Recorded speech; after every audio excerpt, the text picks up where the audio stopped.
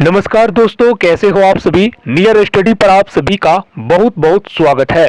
अगर आप Bihar DElEd entrance exam 2024 के लिए तैयारी कर रहे हैं तो आज का ये वीडियो आप सभी के लिए 110% जरूरी है। इस वीडियो के माध्यम से हम आप सभी को बिहार डीएलएड एंट्रेंस एग्जाम 2024 के पाठ्यक्रम यानी सिलेबस पर आधारित टॉप एंड मोस्ट इंपोर्टेंट प्रश्न बताने के लिए जा रहे हैं, जो कि आपके एंट्रेंस एग्जाम में पूछे जाने वाले हैं।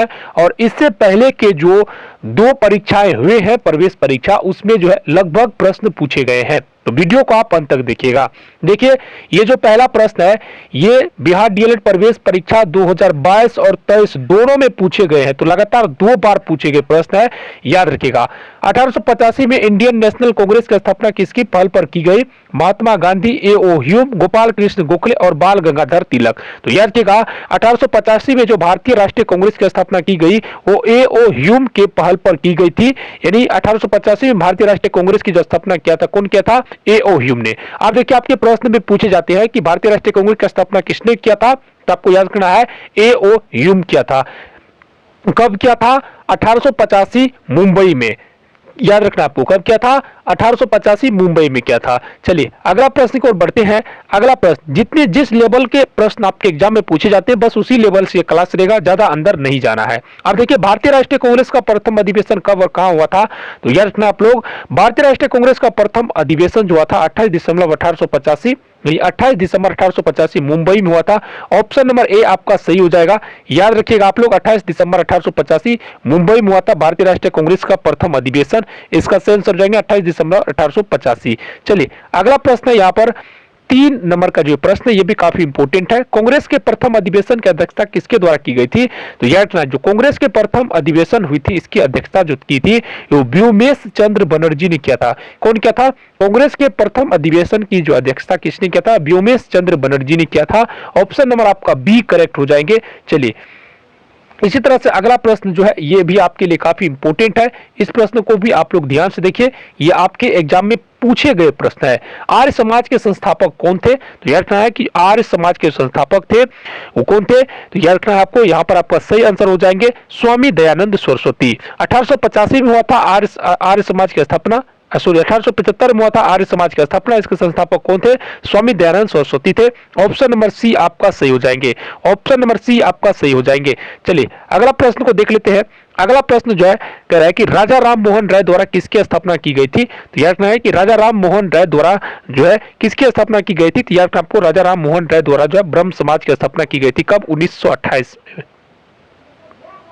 सॉरी 1828 में।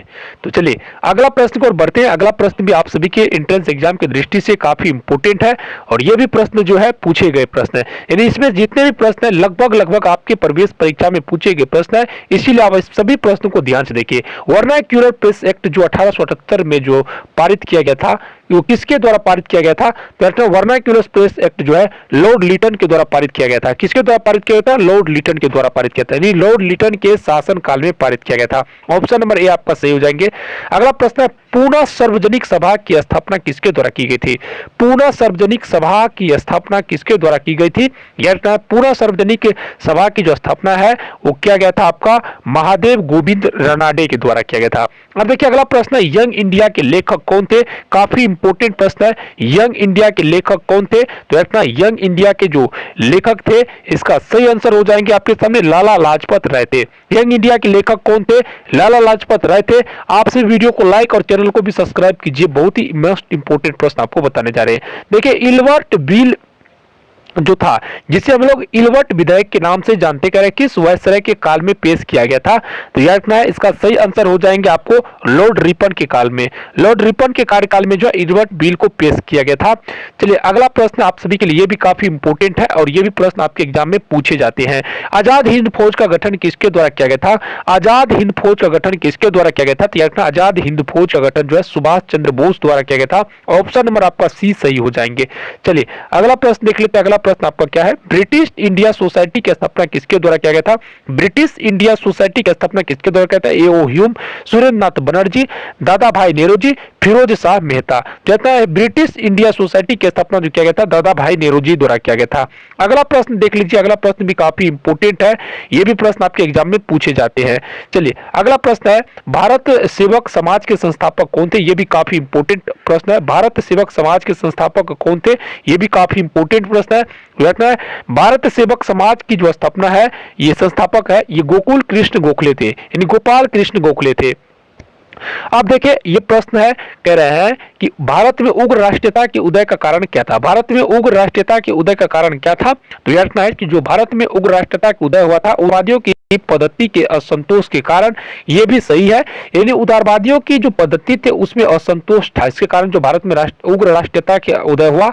इसके बाद धार्मिक जो है पुनर्स्थापनावाद जो था और संस्कृत नवजागरण काल जो था, इसके कारण जो है भारत में उग्र राष्ट्रीयता का उदय हुआ। इसके बाद उपनिवेशों में भारतीयों के साथ दुर्व्यवहार, ये भी भारत में उग्र राष्ट्रीयता के उदय का कारण था। इसमें इसका मतलब उपयुक्त में से सभी।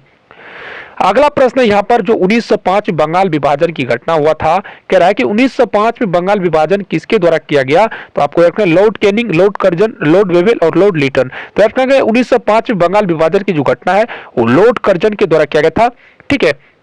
और ये जो है 1911 में जो है रद्द कर दिया गया था। 1911 में लॉर्ड लिटन के द्वारा जो बंगाल विभाजन की घोषणा को रद्द कर दिया था। चलिए अगला प्रश्न है, ये भी काफी इंपोर्टेंट है, याद रखिएगा आप लोग। प्रश्न है उग्र राष्ट्रवादियों का साधन क्या था? बहिष्कार, स्वदेशी, राष्ट्रीय शिक्षा, यानी ये सभी था। अगला प्रश्न यहाँ पर जो है दक्षिण शिक्षा समाज की स्थापना किसके द्वारा किया गया था? यह भी काफी इंपोर्टेंट प्रश्न, आप सभी याद रखिएगा। दक्षिण शिक्षा समाज की स्थापना किसके द्वारा किया गया था? बाल गंगाधर तिलक, लाला लाजपत राय, बिपिन चंद्र पाल और सूर्यनाथ बनर्जी। याद रखिएगा दक्षिण शिक्षा समाज की स्थापना जो है किसके द्वारा किया गया था? तो बाल गंगाधर तिलक द्वारा किया गया था। अगला प्रश्न यहाँ पर है, ये भी काफी इंपोर्टेंट है, आप सभी इस प्रश्न को भी जरूर याद कर लीजिएगा। प्रश्न कहता है स्वतंत्रता मेरा जन्म सिद्धि अधिकार है और मैं इसे लेकर रहूंगा, यह कथन किसका है? तो याद रखिएगा ये जो कथन है ये लाला लाजपत राय, सॉरी बाल गंगाधर तिलक का। ऑप्शन नंबर आपका सी सही हो जाएंगे। चलिए अगला प्रश्न भी काफी इंपोर्टेंट है, जब तक आप लोग लाइक करेंगे तब तक जो है इस प्रश्न को, तब जब सबसे पहले आप जो इस प्रश्न को लाइक कर दीजिए, यानी इस वीडियो को लाइक कर दीजिए, तब तक इस प्रश्न को हम आपके सामने पेश करते हैं। देखिए मुझ पर किया गया लाठी चार्ज एक एक प्रहार ब्रिटिश साम्राज्य के कफन में कील बनकर रहेगा। कह रहा है कि मुझ पर जो लाठी चार्ज किया गया उसका एक अगर आप बिहार डीएलएड एंट्रेंस एग्जाम 2024 के लिए तैयारी कर रहे हैं और अपनी तैयारी को 100% मजबूत करना चाहते हैं तो चक्षु प्रकाशन की इस स्टडी गाइड से जरूर तैयारी कीजिए, क्योंकि ये स्टडी गाइड बिहार डीएलएड के नवीनतम पाठ्यक्रम पर आधारित 100% गारंटेड है। इस स्टडी गाइड में 3000 से अधिक बहुविकल्पीय प्रश्नों का व्याख्यात्मक सहित हल मिल जाएंगे और अलग से 4 सॉल्व्ड पेपर भी दिए गए हैं। इसके अलावा पिछले साल पूछे गए प्रश्नों का हल भी आसानी से मिल जाएंगे। इस प्रकार के प्रश्न पूछे गए थे बिहार डीएलएड प्रवेश परीक्षा 2023 में, जो कि यहाँ पर आप आसानी से देख सकते हैं। तो देर किस बात की, अगर आप भी अपनी तैयारी को 100% मजबूत करना चाहते हैं तो इस स्टडी गाइड को आप ऑनलाइन खरीद सकते हैं। इसके साथ ही चाक्षु प्रकाशन के 2200 प्रश्नों का प्रैक्टिस सेट भी आते हैं जिसे आप घर बैठे खरीद सकते हैं। तो जाइए, डिस्क्रिप्शन में लिंक दिए गए हैं, आप घर बैठे इस स्टडी गाइड को मंगाइए और अपनी तैयारी को 100% मजबूत कीजिए। एक प्रहार ब्रिटिश समाज के कफन में कील बनकर रहेगा, ये कथन किसका था? याद रखिएगा ये जो कथन था ये लाला लाजपत राय का था। अब देखिए अगला प्रश्न यहाँ पर, अमेरिका में गदर पार्टी की स्थापना किसके द्वारा की गई थी? तो याद रखिएगा अमेरिका में जो गदर पार्टी की स्थापना है लाला हरदयाल के द्वारा किया गया था 1916 में। चलिए अगला प्रश्न है यहाँ पर, कांग्रेस में उदारवादी और उग्रवादी नेताओं में वास्तविक रूप में विभाजन किस अधिवेशन में हुआ था? देखिए कांग्रेस के जो उदारवादी और उग्रवादी था, ठीक है, इन दोनों दल में, ठीक है, कह रहा है कि इन दोनों नेताओं में वास्तविक रूप से विभाजन किस अधिवेशन में हुआ था? तो याद रखिएगा इसका सही आंसर हो जाएंगे सूरत अधिवेशन, ऑप्शन नंबर बी हो जाएंगे। सभी के सभी प्रश्न इंपोर्टेंट है तो याद रखते जाइएगा। अगला प्रश्न है, अप्रैल 1920 में दिल्ली की केंद्रीय असेंबली में बम फेंकने वाले क्रांतिकारी नेता कौन थे? तो याद रखिएगा आप लोग, दिल्ली के जो संसद भवन थे उसमें बम फेंकने वाले क्रांतिकारी नेता कौन थे? तो याद रखिएगा सरदार भगत सिंह थे। कौन थे? सरदार भगत सिंह थे। ऑप्शन नंबर आपका ए सही हो जाएंगे। चलिए अब जो इंपोर्टेंट प्रश्न है वो आपको बताते हैं खाली। तो देखिए सभी के सभी प्रश्न इंपॉर्टेंट है, तो आप लोग ध्यान से देखिएगा, आप लोग स्क्रीनशॉट भी लेते जाइए बिहार और नियर स्टडी को सब्सक्राइब कीजिए। अगला प्रश्न है यहाँ पर, लखनऊ समझौता जिसे हम लोग कांग्रेस लिंक समझौता के नाम से जानते हैं, कब हुआ था? तो 1916 में हुआ था।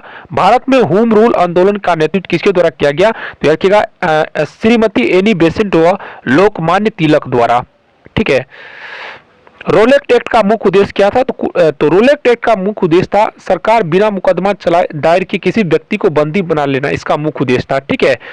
जलियांवाला बाग हत्याकांड कब हुआ था? 13 अप्रैल 1919 में। और हंटर्स कमेटी की नियुक्ति सरकार द्वारा किस घटना की जांच के लिए किया गया था? तो जलियांवाला हत्याकांड की जांच के लिए। ठीक है। तो आज जितने भी प्रश्न बताए ये सभी आपके बिहार डीएलएड एंट्रेंस एग्जाम की दृष्टि से इंपॉर्टेंट है। तो इसी तरह से अगर आप कमेंट करके बताएंगे कि इसी तरह से आप रोज क्लास लीजिए, तो हम इसी तरह से आपको रोज क्लास देंगे। इसलिए आप इस वीडियो को लाइक, चैनल को सब्सक्राइब जरूर कर लीजिए। धन्यवाद।